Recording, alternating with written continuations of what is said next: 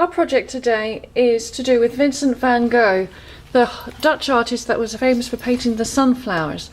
Now, the technique that Vincent van Gogh used was impasto, where he applied paint that was so thick onto his canvas that it created a three-dimensional surface. Sometimes Vincent van Gogh didn't even mix the colours, he just used them straight from the tube. So if ever you have the opportunity to ever go to one of the galleries and see some of his work, just look at it from the side and you will see how it juts out.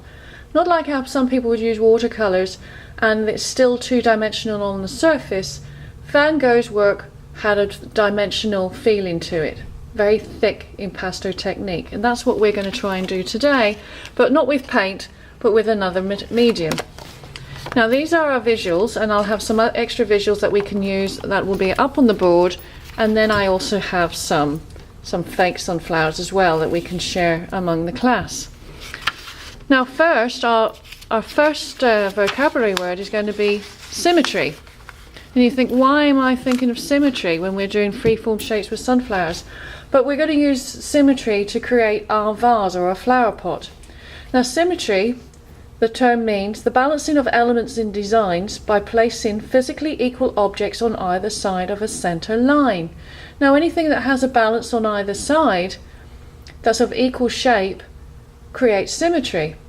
If you take a center line down a human body, we're symmetrical. If you take a center line down a butterfly, we're symmetrical.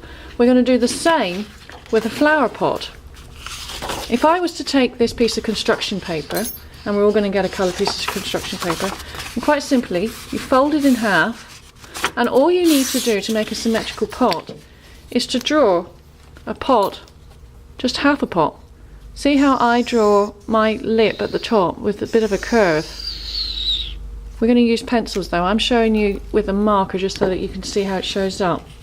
Now what I'll do now is I'll cut around this dark line. I would get this shape. When I open it up, I've actually got a symmetrical pot. It's as simple as that.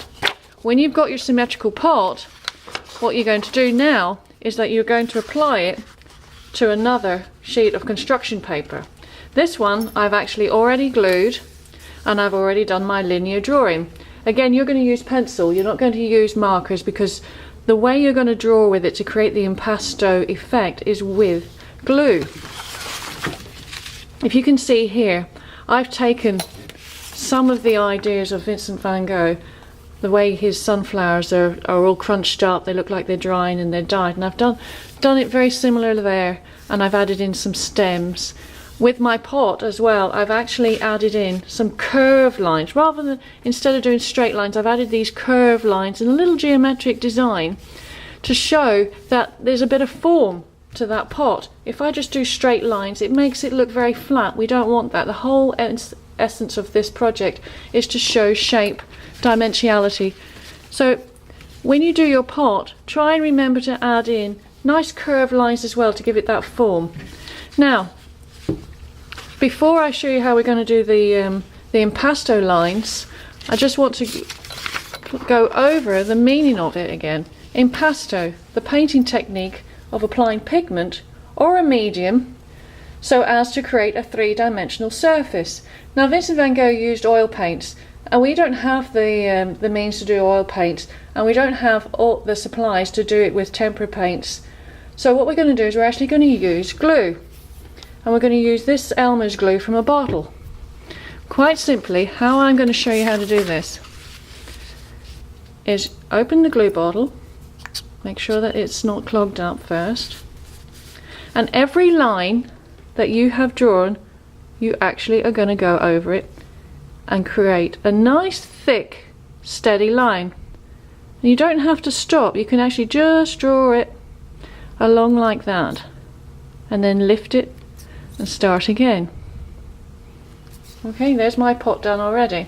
Now the reason why I want you to do it in pencil is that you do not see these black marker lines. I'm just using the black marker so that you can see how my drawing was done.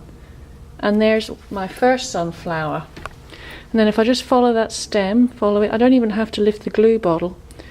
And you see how freely I'm drawing my sunflowers. Now the more lines that you have, the more visually effective it's going to be, because this glue drawing is actually going to take a whole day for it to dry.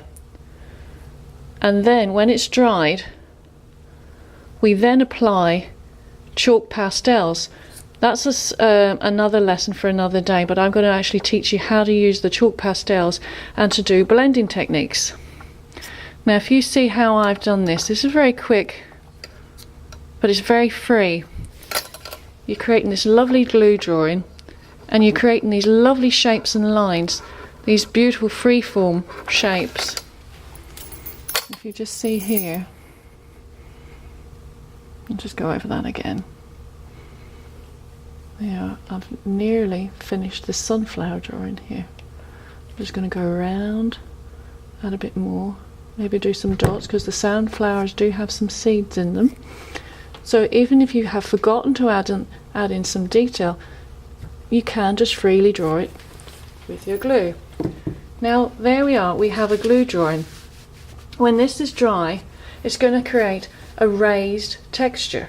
So when you run your hand over that surface when it's completely dry, you're going to feel those lines, those glue lines. Now those glue lines dry, and they dry and they're virtually clear, invisible. Then what we're going to do is we're going to blend our chalk pastels, fill it with colour, but it doesn't catch into the glue lines still.